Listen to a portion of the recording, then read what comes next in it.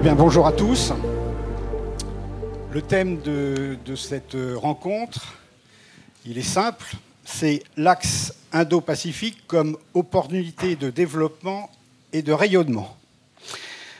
Finalement, ce thème pose le cadre de la réflexion que vous allez mener durant ces journées des assises de l'économie maritime Indo-Pacifique. Durant ces journées, vous allez en effet évoquer les axes de développement, ce qui a été fait, ce qui reste à faire, ce qu'il convient de faire. Vous allez échanger, et vous l'avez déjà fait depuis ce matin, vos expériences, vos connaissances, vos projets, vos ambitions et vos espérances. Et tout ça à l'aune de cette grande opportunité qu'est l'Indo-Pacifique. Il y a longtemps, lorsque j'étais au lycée, c'est-à-dire dans la seconde moitié du XXe siècle, on apprenait en géographie que l'avenir se dessinerait non plus dans le bassin méditerranéen, ni même dans l'Atlantique, mais dans le Pacifique. Et aujourd'hui, force est de constater que nous y sommes. La montée en puissance politique, territoriale et surtout économique de la Chine, avec, entre autres, les nouvelles routes de la soie, couplées avec l'émergence de l'Inde, ont fait basculer le centre de gravité économique et politique du monde de l'Atlantique au Pacifique. Nous pourrions dire trivialement que maintenant, c'est ici que ça se passe. N'omettons pas d'indiquer que l'Indo-Pacifique, c'est aussi et surtout une nouvelle vision stratégique du monde, le lieu et l'espace de visions idéologiques, sinon opposées, en tous les cas divergentes. L'Indo-Pacifique telle que nous la concevons est la réponse aux visées chinoises dont on sent les effets dans notre région même. La voix de la France dans l'Indo-Pacifique s'entend de Djibouti à Papeete et la Calédonie en est un des porte-paroles. De ce fait, au travers de ces collectivités d'outre-mer et des zones économiques exclusives qui leur sont propres, la France est donc pleinement une puissance indo-pacifique. Et dans cet ensemble, nous y sommes, nous, la Nouvelle-Calédonie, porteuse même de grands espoirs, comme l'a répété Emmanuel Macron lors de son discours « Place des Cocotiers ». Ces espoirs, comment devons-nous les concrétiser? Comment devons-nous assumer la responsabilité de prendre notre part dans le rayonnement de l'axe Indo-Pacifique? Voilà les questions qu'il nous faut nous poser. L'axe Indo-Pacifique comme opportunité de développement et de rayonnement. Pour nous apporter leurs commentaires et leurs éclairages, sont donc avec nous Madame Véronique Roger-Lacan, ambassadrice, représentante permanente de la France auprès de la communauté du Pacifique, Madame Annelise Young, consul général d'Australie, Monsieur Jonathan Austin, directeur de la région Pacifique au ministère néo-zélandais des Affaires étrangères, et le général Yann Latil, commandant supérieur des forces armées en Nouvelle-Calédonie. Merci à vous d'animer nos travaux et lançons les débats par une question évidemment quelque peu générale et que je lance à la cantonade. L'Indo-Pacifique comme opportunité de développement et de rayonnement, est-ce que l'on part d'une feuille blanche?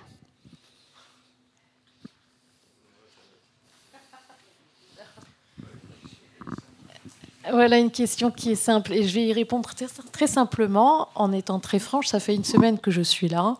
C'est la première fois de ma vie que je suis dans le Pacifique, la première fois de ma vie que je suis en Nouvelle-Calédonie.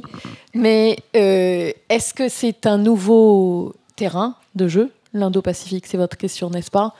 Ça, de tout temps, l'ancienneté déjà de notre présence, de nos présences à tous, montre que ce n'est pas un terrain nouveau. Le fait que 60% du commerce mondial se tienne dans la zone Indo-Pacifique, que 60% de la population mondiale dans quelques années sera dans l'Indo-Pacifique et que la plupart des échanges se font dans cette zone montrent que ce n'est pas en 10 ans que tout cela s'est créé. Et moi, je vous parlerai juste du Pacifique parce que je suis ambassadrice pour le Pacifique. Mon collègue Marc Abinsour, qui est à Paris, ambassadeur pour l'Indo-Pacifique, m'a gentiment missionné ici. Mais je crois que c'est de toute façon une mer, un océan d'opportunités, parce que en tant que multilatéraliste, donc ambassadrice auparavant auprès de l'UNESCO et dans les systèmes des Nations Unies, on se rend compte qu'un État, une voix, Niue, 1600 habitants, la Chine, autant de fois plus, ça compte la même voix aux Nations Unies. Et dans ce monde dans lequel on est en train d'assister à une remise en cause des normes internationales définies dans l'ordre de 1945, on se rend compte à quel point, d'une part, chacun de ces États a droit à sa voix au chapitre et a droit à ne pas être influencé par l'une ou l'autre des puissances et a droit à sa liberté de navigation, sa liberté de penser, sa liberté de s'exprimer dans toutes ces enceintes et dans le concert international. Merci beaucoup. Je vais peut-être demander à nos invités australiens et néo-zélandais de nous donner leur vision australienne et néo-zélandaise de l'Indo-Pacifique. Madame la consul générale. Ok, merci beaucoup. Pour nous, l'objectif avec notre stratégie Indo-Pacifique, c'est de s'assurer qu'on habite dans une région où on voulait l'être. Qu'est-ce que c'est? Ça veut dire qu'on habite dans une région au pays, Pacifique, où tous les pays ont le droit de faire leur propre choix, où il y a les règles de droit international qui sont suivies, où il y a les libres commerces. Tout ça c'est notre vision d'un Indo-Pacifique où on aimerait bien habiter. Et donc, notre stratégie, c'est de s'assurer de cela. Et on voulait voir aucun changement unilatéral au status quo. Comment on fait ça? On fait ça avec notre stratégie qui est bien sûr une mélange sur plusieurs leviers. Bien sûr, il y a la piste diplomatique, il y a la piste de l'aide au développement. 22 de nos 26 voisins plus proches sont des pays en voie de développement. Mais on le fait aussi à travers la déterrence militaire. Voilà. Merci beaucoup. Monsieur Austin. Well, thank you, and pardon-moi, je n'ai parlé français, so I will try in English, and hopefully you can understand. First of all, welcome to the Pacific, and it's great that France has made the decision to have you based here. It's a wonderful development. I think you've both set out clearly the importance of the Indo-Pacific as the sort of centre for world trade, for the centre for geopolitics. And I think you've also set out why it's important to France, to New Zealand, to Australia, why this is a free and an open Indo-Pacific where countries get to make their own choices. They're not sort of subject to pressure from larger countries. But I think the challenge for us in the Pacific is whether we think of ourselves as part of the Indo-Pacific or as part of the Pacific. Because for many in the Pacific, and you will hear from other Pacific countries who will say, you know, what is this Indo-Pacific? Does it include us, or is this actually about the Asia-Pacific? Is this just a reframing of the Asia-Pacific? Because for us here in the Pacific, which is where we all are, many of these things are maybe not quite so relevant to the Pacific. So for New Zealand, yes, we have an Indo-Pacific approach. We understand that terminology. It's something ASEAN uses. But we have separately a Pacific approach, which is about what our priorities are in the Pacific and how we best to support the Pacific to manage its own development. There's a really important role for France, for New Caledonia, French Polynesia in that Pacific strategy, and I look forward to talking more about it. But that's, I think for us in this room, we have to think about, okay, yes, there's an Indo-Pacific strategy, but we're actually in the Pacific. So what does our Pacific strategy look like as part of that? Alors en complément, peut-être pour revenir sur la question initiale, partons d'une feuille blanche. Non, évidemment, ne serait-ce que par notre présence depuis 150 ans dans la zone, de la Réunion jusqu'à la Polynésie, par une présence militaire qui existait bien avant qu'on commence à parler d'Indo-Pacifique. C'est aujourd'hui et ça peut changer, ça va évoluer, je ne veux pas spolier les questions à venir. C'est 7000 hommes en permanence qui œuvrent dans la région, 7000 soldats, c'est donc de la Réunion jusqu'à la Polynésie. C'est des moyens considérables. C'est aussi des bâtiments pour la Marine nationale qui, pour certains, ont un certain âge, ce qui donne aussi de la profondeur à notre présence, puisque si on pense à les renouveler, c'est qu'on était là déjà depuis longtemps et qu'on ne s'intéresse pas à la zone que depuis qu'un voisin turbulent vient nous challenger. Donc voilà, la présence française sur la durée illustre parfaitement le fait qu'on ne part pas d'une feuille blanche. Par ailleurs, on a des exercices qui se déroulent dans la région Pacifique, mais aussi vrai pour l'océan Indien depuis une vingtaine d'années. Je pense à Croix du Sud, par exemple. Donc là non plus, on n'a pas attendu de parler de réchauffement climatique au niveau international ou de compétition des grands acteurs d'enjeux globaux pour pouvoir monter des exercices, y faire participer nos camarades de la région. On fait partie des contributeurs significatifs aux actions de souveraineté sur les pêches à travers la FFA, la Forum Fishery Agency, depuis une vingtaine d'années également. Donc nous ne partons pas de zéro, on a déjà une antériorité et une expérience dans la zone qui légitime ce qu'on veut faire pour l'avenir. Merci, mon général. Je vais rebondir sur ce qu'a dit monsieur Austin sur l'Océanie et l'Indo-Pacifique. L'Indo-Pacifique, c'est effectivement une notion dont on parle depuis le milieu des années 80, sans que l'on ait vraiment défini ce que pouvait être l'Indo-Pacifique. En revanche, l'Océanie, on sait ce que c'est.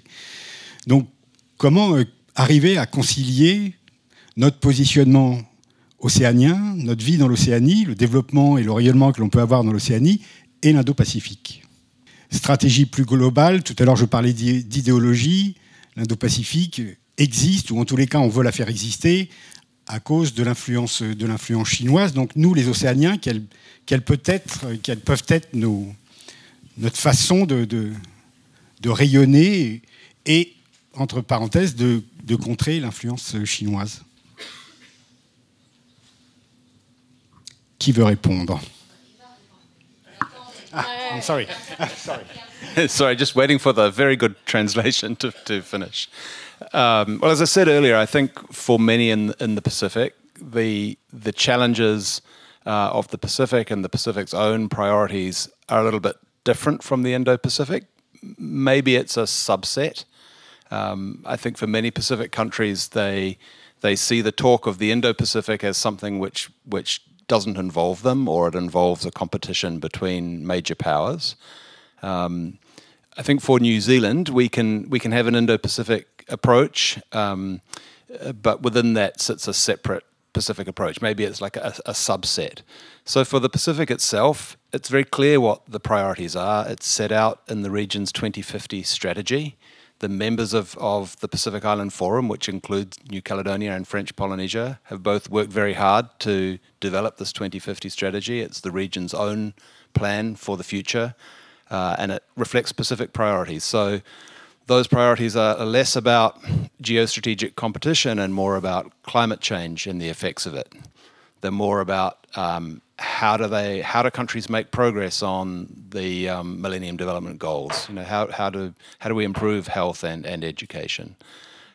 So these are sort of different priorities, I think, from the broader Indo-Pacific.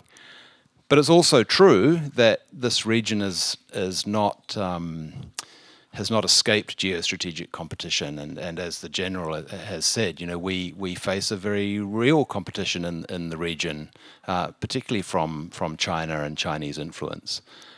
So we do need to think about how we all in the region, how we respond to that.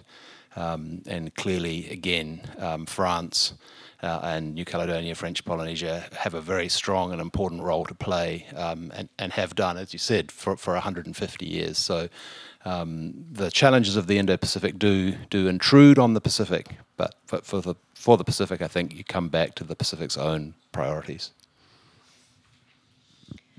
Merci. J'y vais? Oui.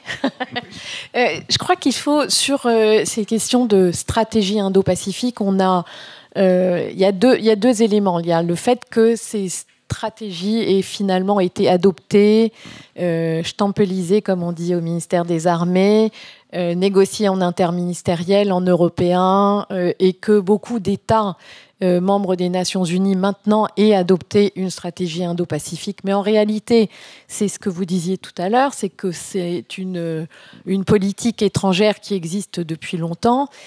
Et ce qui est intéressant, parce qu'aujourd'hui on la présente comme une stratégie centrée sur un acteur turbulent ou un acteur perturbateur ou un acteur avec lequel on se met en concurrence. Et en réalité, il y a une quinzaine, voire vingtaine d'années, c'était déjà pensé comme ça en termes d'opportunités de coopération et de diversification de nos axes de politique étrangère.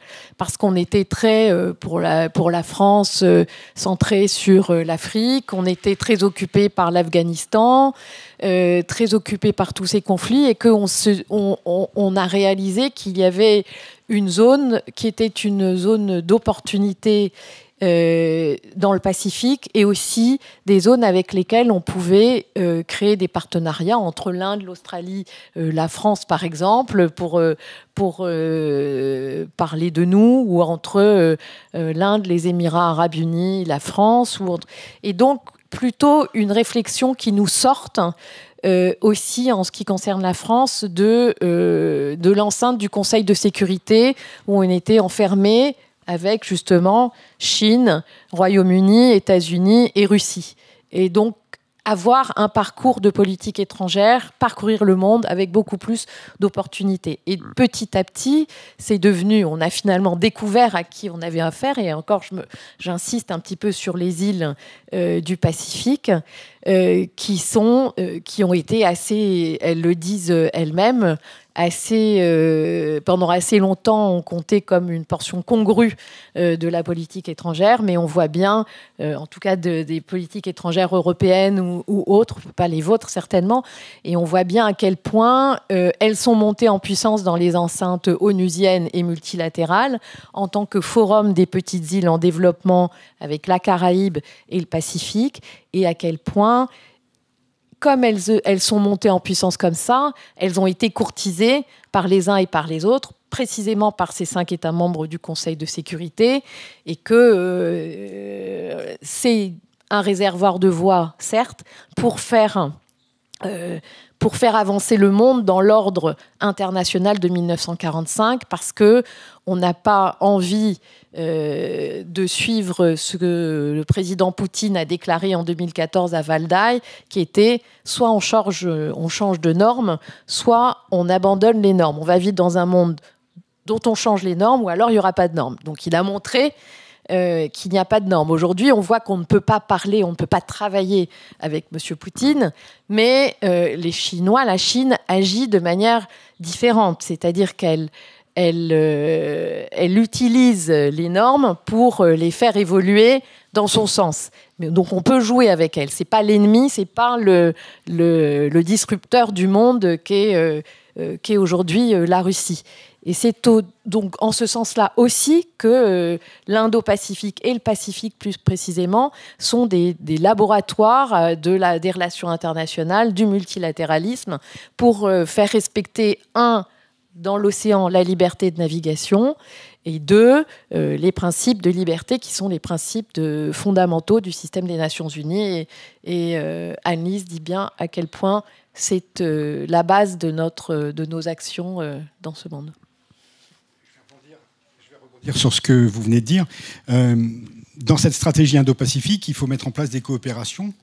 Le général l'évoquait tout à l'heure, il y a des coopérations militaires qui existent dans notre région. Est-ce qu'il y en a d'autres? Et sinon, lesquelles faudrait-il mettre en place, créer? Alors, il y a évidemment des coopérations militaires, mais qui ne servent pas que des buts purement militaires.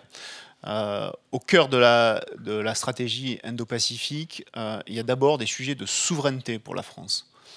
Et cette souveraineté, elle s'appuie d'abord sur les forces de l'Union européenne, mais elle s'appuie aussi sur les forces qui sont présentes sur nos territoires, mais elle s'appuie aussi sur des renforts, des flux qui pourraient venir de métropole, ou la sécurisation de ces flux. Elle ne s'adresse pas qu'au territoire lui-même. Donc raisonner Océanie, pour revenir sur la première question, sans raisonner Indo-Pacifique, c'est aujourd'hui, dans un monde globalisé, c'est un non-sens.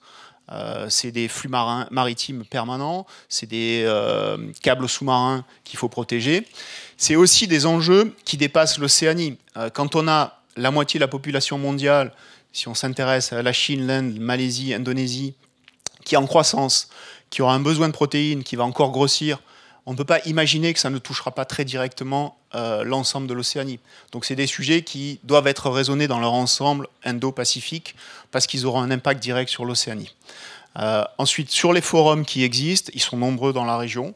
J'ai un peu plus d'antériorité que Madame l'ambassadrice, mais même avec 3 mois de présence, je ne les maîtrise pas encore tous.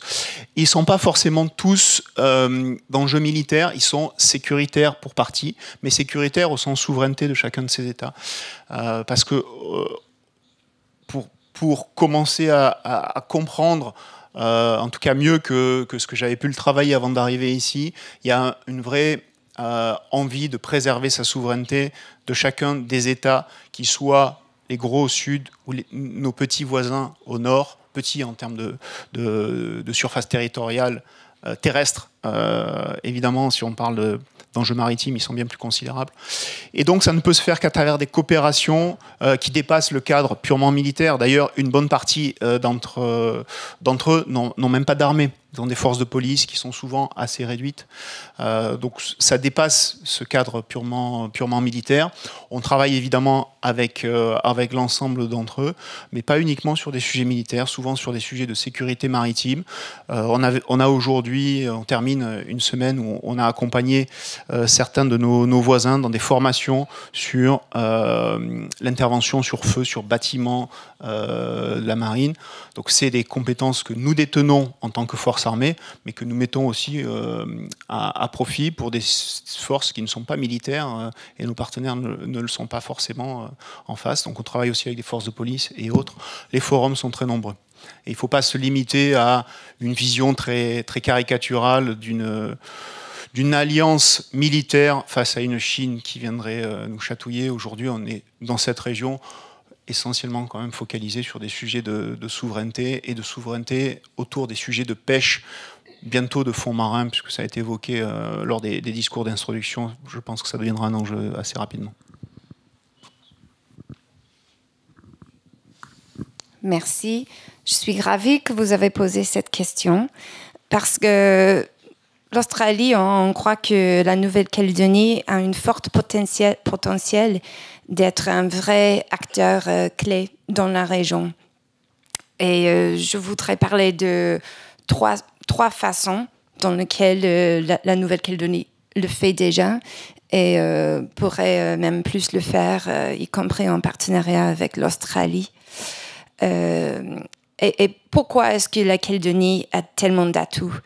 Déjà, c'est l'île dans le Pacifique avec le 3e PIB plus élevé après l'Australie et la Nouvelle-Zélande.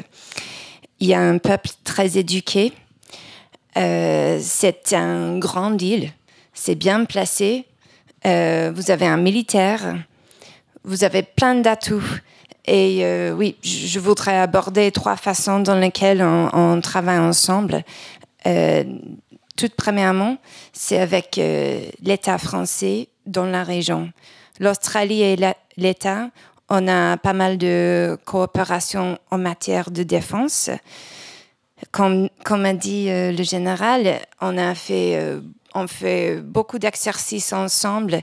Il y a Croix du Sud, l'exercice La Pérouse. On est partenaire avec la Nouvelle-Zélande en France. On est des répondeurs premiers, toujours dans le Pacifique en cas d'urgence. On a aussi pas mal de travail avec l'AFD qui démarre. On est fiers d'être donateur à l'initiative Kiwa, qui fait des investissements dans notre région pour lutter contre le changement climatique. Et c'est une initiative qui est menée par la France, par l'AFD. on est aussi en train de signer une lettre d'intention pour qu'on puisse investir dans des grands projets de l'infrastructure dans la région, avec l'Australie et la France, dans d'autres pays où il y en a besoin. Donc déjà, ça c'est le première piste qu'on voit, c'est la collaboration avec la France. Deuxièmement, c'est la collaboration avec la Nouvelle-Calédonie à travers le FIP, c'est le Forum des îles du Pacifique. Comme a dit Véronique, c'était peut-être Jonathan, l'Australie et la Nouvelle-Zélande est membre entière, comme la Calédonie et la Polynésie française. Pour nous, c'est vraiment le centre économique et politique de notre région. Comme a dit très bien Jonathan, cette forum est très clair avec ses priorités et nous, on écoute. On est dedans, on est des peuples océaniens et on veut bien soutenir les priorités de notre région. Et ces priorités ont été bien déclarées dans la déclaration de Boy, qui a noté que la plus grande menace auquel on fait face dans notre région, c'est le changement climatique. Et c'est pour ça que l'Australie prend plusieurs mesures de lutter contre le changement climatique. Et on espère qu'on va accueillir en partenariat avec les îles du Pacifique un COP, le COP 31, c'est une conférence auprès de l'ONU sur le thème du changement climatique, et on a proposé d'accueillir dans la région en partenariat avec la région. Pour nous, ce concept de la régionalisme, ça nous rend plus fortes. Le Forum a toujours dit qu'on est plus forte si on travaille ensemble, et ils ont déclaré que la sécurité de notre région doit être trouvée ici, dans notre région, parmi nous. Donc voilà, ça c'était le deuxième point. Au final, troisième point, c'est les occasions qui existent au niveau économique pour travailler ensemble, pour faire partie des chaînes d'approvisionnement pour les batteries. La Nouvelle-Calédonie dispose de beaucoup de nickel, un tiers ou un quart du nickel mondial, comme vous savez très bien. L'Australie a 2 entreprises qui s'intéressent à faire des partenariats à long terme avec le caillou, justement pour qu'on puisse travailler ensemble pour faire des batteries pour les véhicules électriques, pour qu'on puisse faire tous partie de la transition vers l'énergie verte. Ce sont les 3 pistes où je pense on pourrait former des forts partenariats avec la Calédonie dans la région.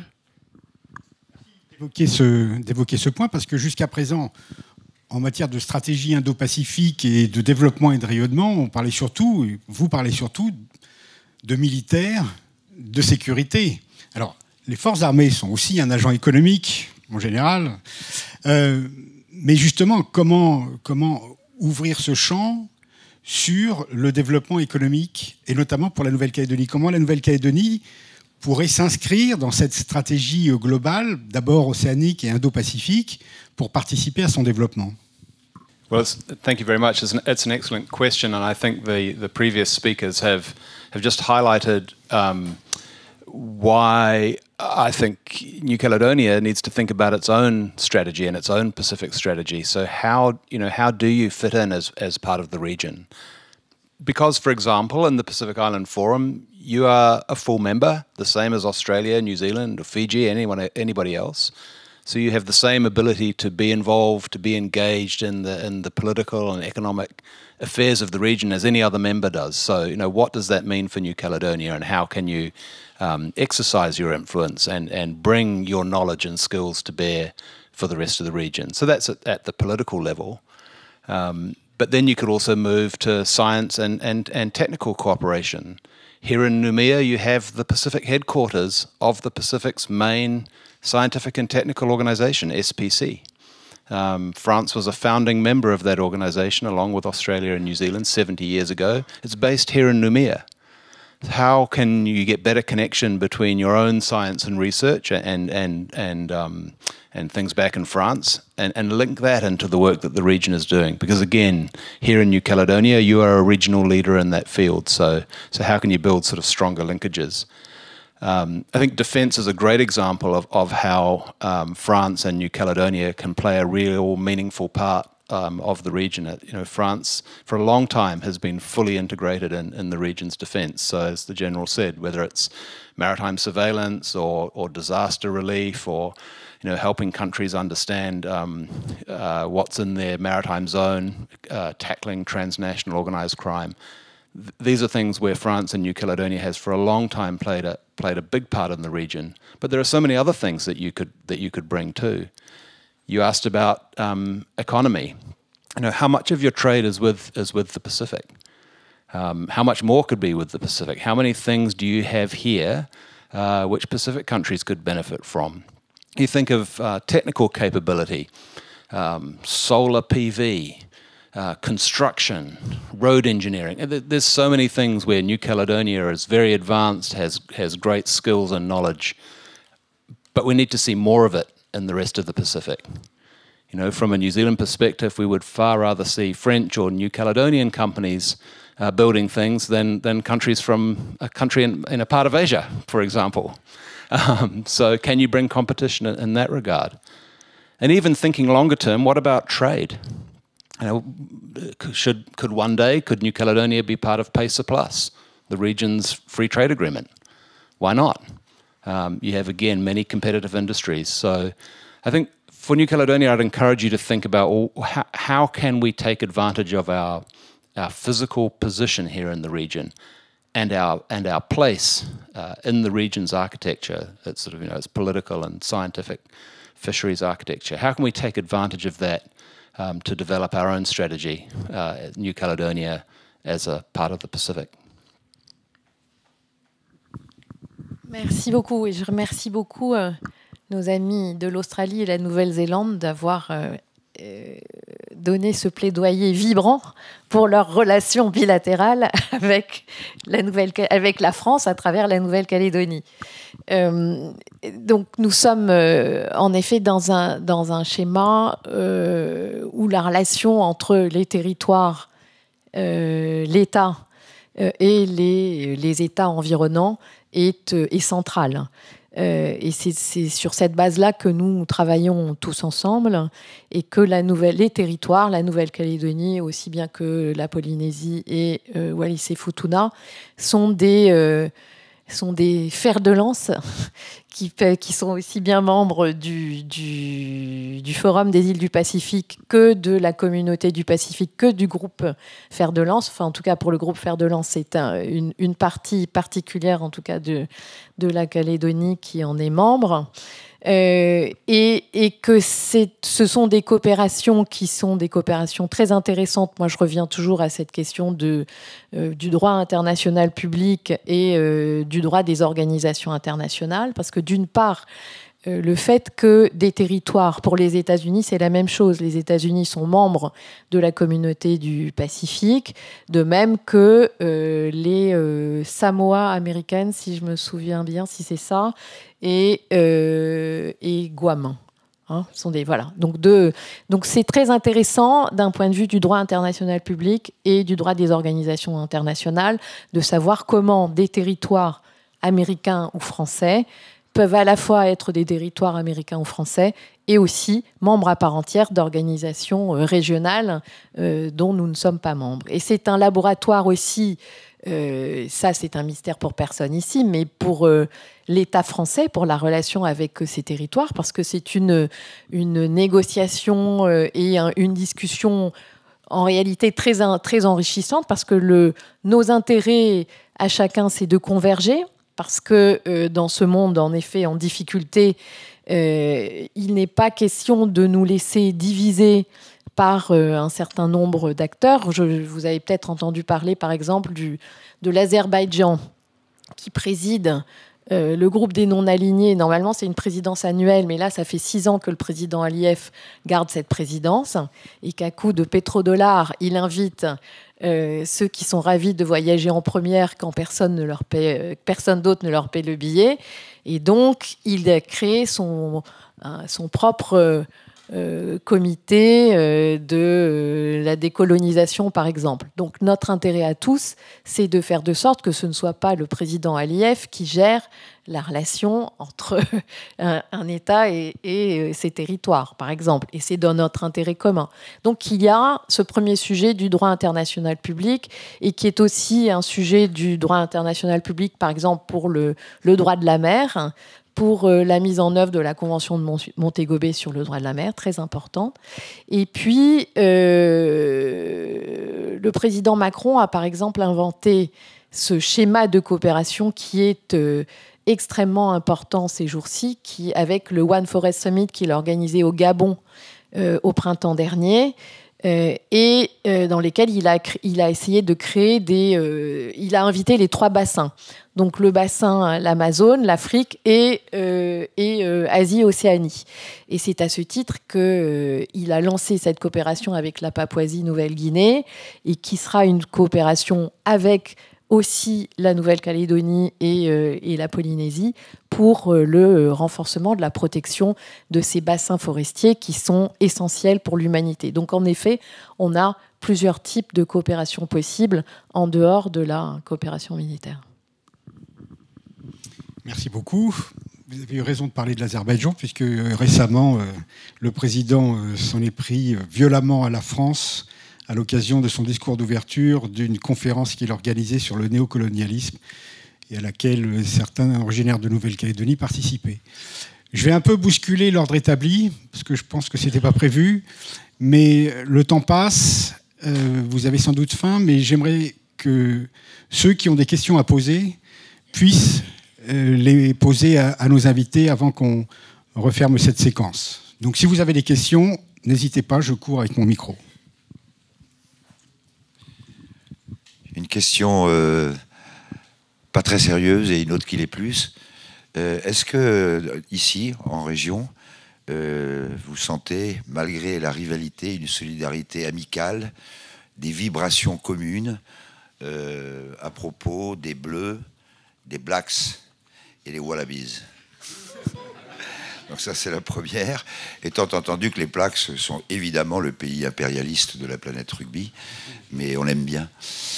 La deuxième question, qui est plus sérieuse, c'est est-ce que l'affaire des sous-marins a non pas créé des traces sur ce plan-là, disons, mais a perturbé suffisamment? Est-ce que ça a eu des conséquences ou ça y est, we are back to normal? Je vais répondre sur le rugby.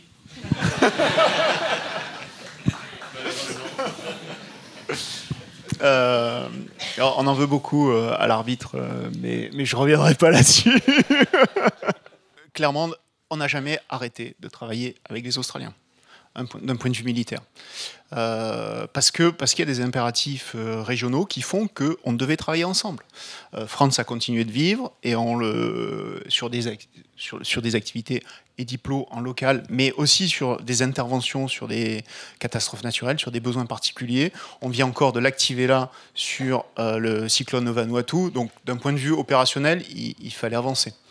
Après, il y a un sujet industriel, un sujet plus large, politique.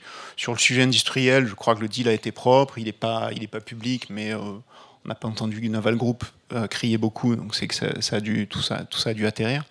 Sur le volet diplomatique et politique, je me retrancherai de manière un peu lâche derrière un droit de réserve.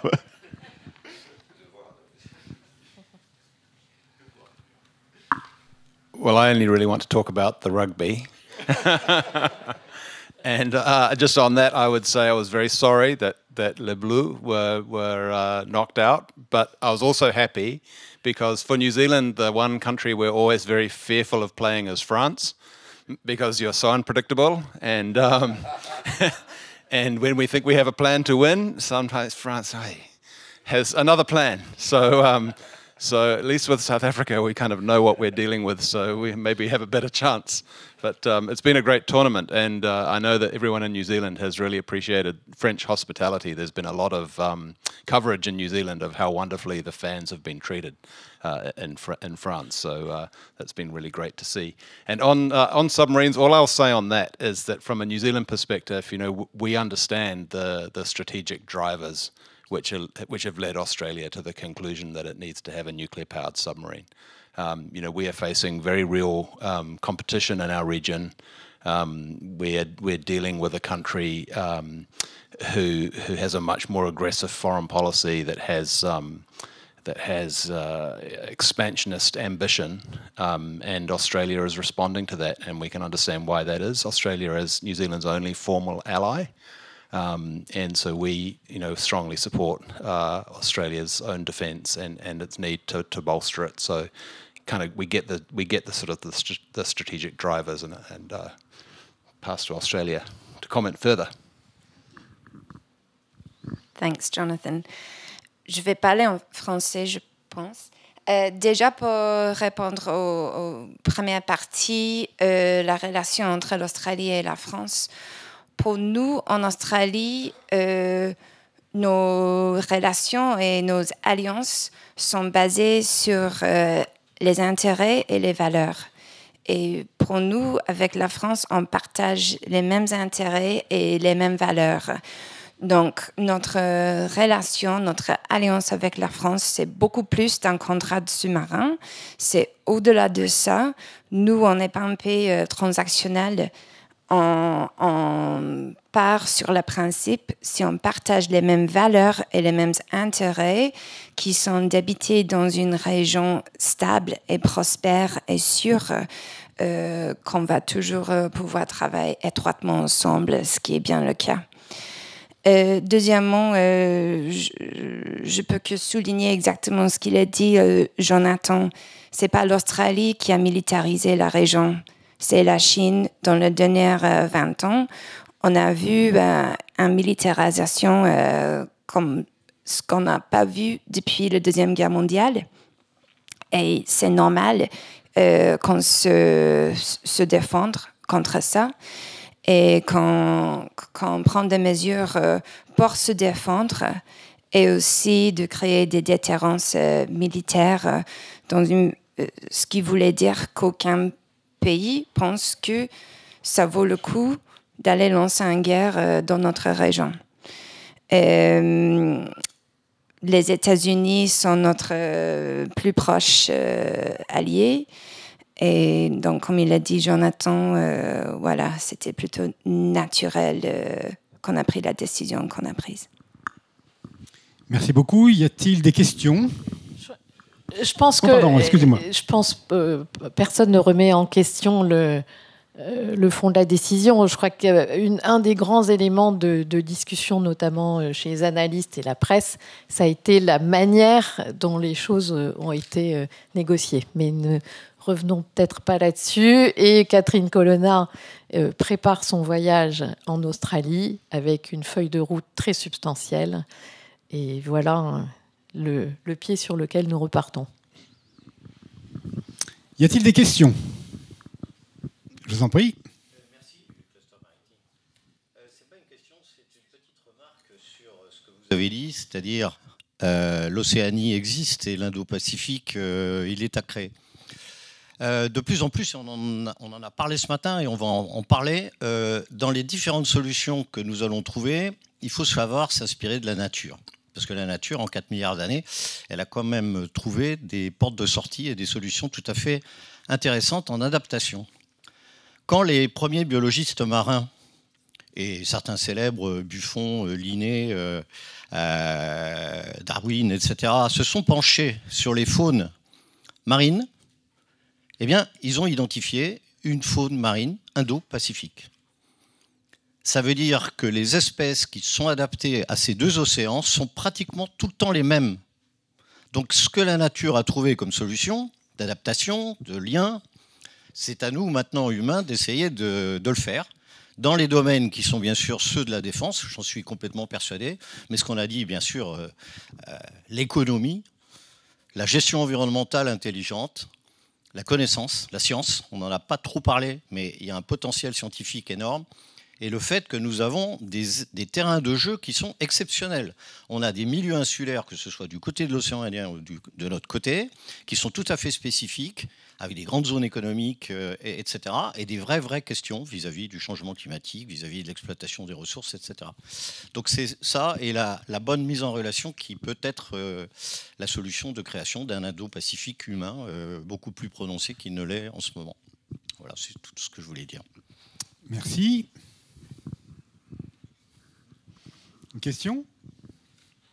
Just as I completely agree with you. And as I said earlier, here in New Caledonia, you have some great science and knowledge about the ocean, about fisheries.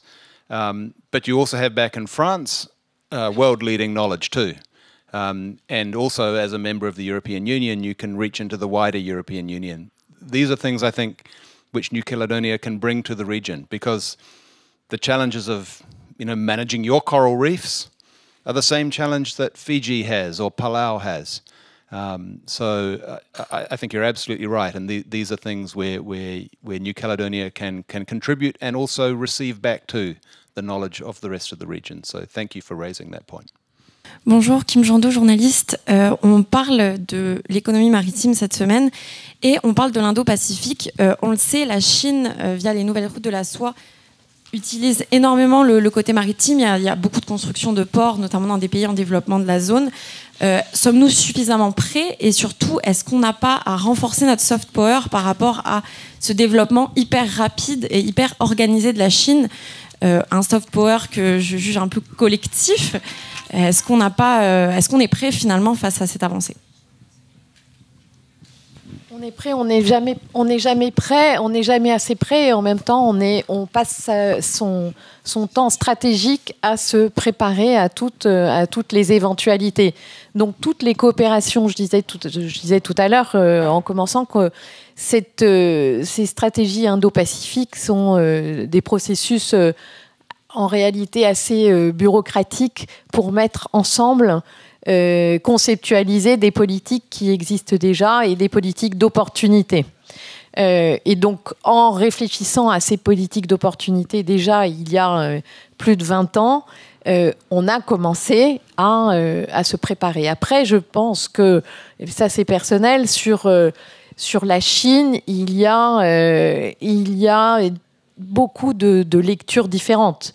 On a la stratégie indo-pacifique européenne, par exemple, mais on a un certain nombre d'États membres de l'Union européenne qui ont passé, et vous parliez de la comment ça s'appelle, Silk Belt and Road Initiative, eh bien on a un certain nombre d'États membres de l'Union européenne qui ont ouvert leur part à des coopérations dans ce cadre-là. D'autres États membres, ou un ou deux États membres de l'Union européenne, qui sont très sensibles aux sirènes financières chinoises. Donc, on est à la fois prêt et jamais prêt. On se prépare tout le temps, on planifie, planification militaire, stratégique, économique, et on répond en permanence avec, notamment pour la stratégie indo-pacifique européenne, le programme Global Gateway, qui pour le coup est vraiment une réponse à ce programme chinois, et qui est en train de monter en puissance avec énormément de projets très très intéressants. Merci beaucoup. Oh, pardon. Oui, merci beaucoup. Je veux faire 2 points. Premièrement, sur la question de soft power, ce que ça veut dire pour moi, soft power, c'est le fait de rendre attirant sa propre culture. Et je dirais que la Chine ne fait pas beaucoup de bon PR en ce moment.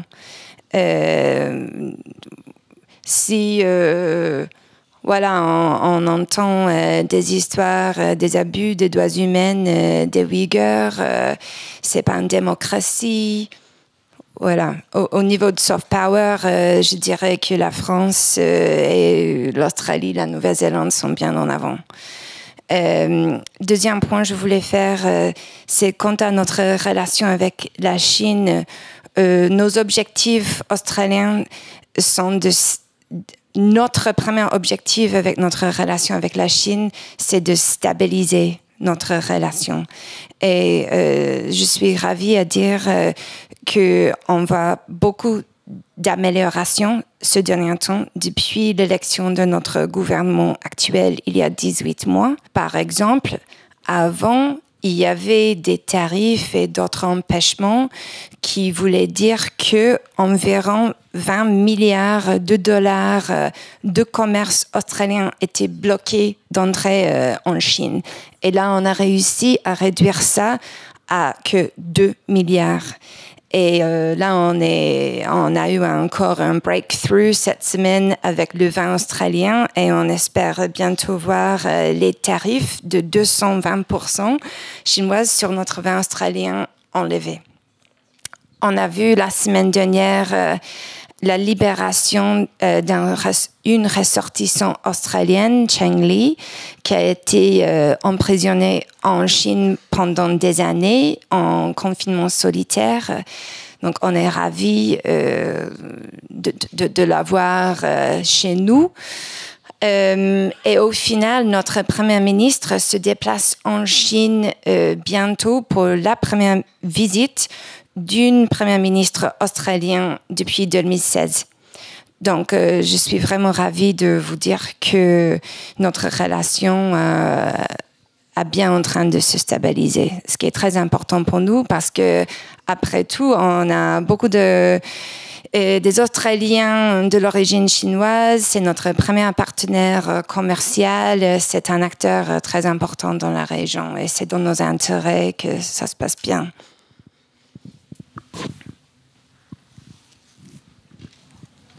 Thank you for raising soft power because we don't always think about it deliberately. I will just give you two personal examples of illustrating why it's important. When I was back in Tonga a few weeks ago, I was walking in the village and I heard somebody speaking French. I thought, this is very strange. Why are they speaking French? And it turned out the father was teaching the son French because he had played rugby for Montpellier. And he was so taken by French culture and everything French that he wanted his son to speak French. But what that meant was that he had a warm feeling towards France. So it didn't really matter what China could do. He was always going to have that strong feeling. So it's an important illustration. The second example is a mixture of hard and soft power. The French Navy is regularly in Pacific ports. It's a really important part of France's contribution to the region. And 10 years ago, I was New Zealand High Commissioner in Tonga, and the French frigate came to visit, and it was very nice. And there was I think maybe your predecessor, the general, was on board, and it was all fine. And it was great. Everyone was enjoying the canapé and the wine. But then on the crew of this French frigate was someone from Uvea, from Wallis and Futuna. And the language there is very similar to Tongan. And suddenly I noticed that all the important Tongan people were down the end of the frigate talking to this man. He was just like a junior on the ship. But they could speak to him in their language, and he could translate into French. And so suddenly the general was having a translation with the Tongan through the junior officer. But again, it was an illustration for me of how soft power can mean so much more than many of these big things we talk about, China and strategic competition and blah blah blah blah. But here, that soft power influence of New Caledonia, of France, was very clear to me. Alors, je ne sais pas si je suis le mieux placé pour parler de soft power. C'est pas forcément ce que vous attendez de moi. Non, je pense que déjà, et c'est pas du soft power. Un des points importants, on parlait d'économie. Avant l'économie, c'est la sûreté, la sécurité de tous. Donc évidemment, ça passe quand même par là. Et on s'attache à ce que la liberté de circulation soit permanente lorsqu'on envoie des bâtiments autour de la Chine, etc. Voilà, ça c'est le point de base. Sur le soft power, j'aime beaucoup l'idée de faire envie. Et pour ça, il faut proposer des alternatives, mais aussi montrer les effets néfastes de certaines des pratiques qui ont pu être réalisées en termes de surendettement, sans aucun scrupule, en termes de captation des ressources.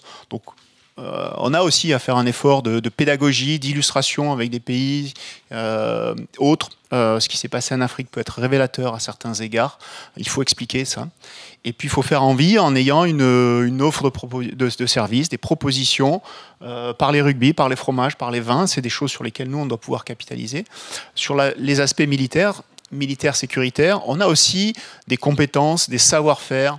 Je vous parlais des sujets de sécurité civile qui sont partagés ici, mais des sujets de sécurité maritime, un savoir-faire sur la formation, y compris dans des sujets de maintien de l'ordre, où ça a pu être décrié, mais on a des savoir-faire qui sont très spécifiques, avec une force maîtrisée. Toutes ces choses-là, on est à la limite du soft power, mais on a quelque chose à proposer, une offre de service. Si nous, ne le faisons pas, évidemment, des pays qui n'ont pas envie de choisir un camp se tourneront vers un mieux offrant ou quelqu'un qui saura présenter les choses différemment de nous. Et on le fait bien en concertation avec les Néo-Zélandais, avec les Australiens, souvent avec les Américains aussi, mais pas seulement. On essaie de le faire ensemble avec les PICS, parce que c'est important de le faire avec eux et pas pour eux. Merci beaucoup. C'est sur ces mots que nous allons refermer ce moment d'échange. Merci à nos invités pour leur participation.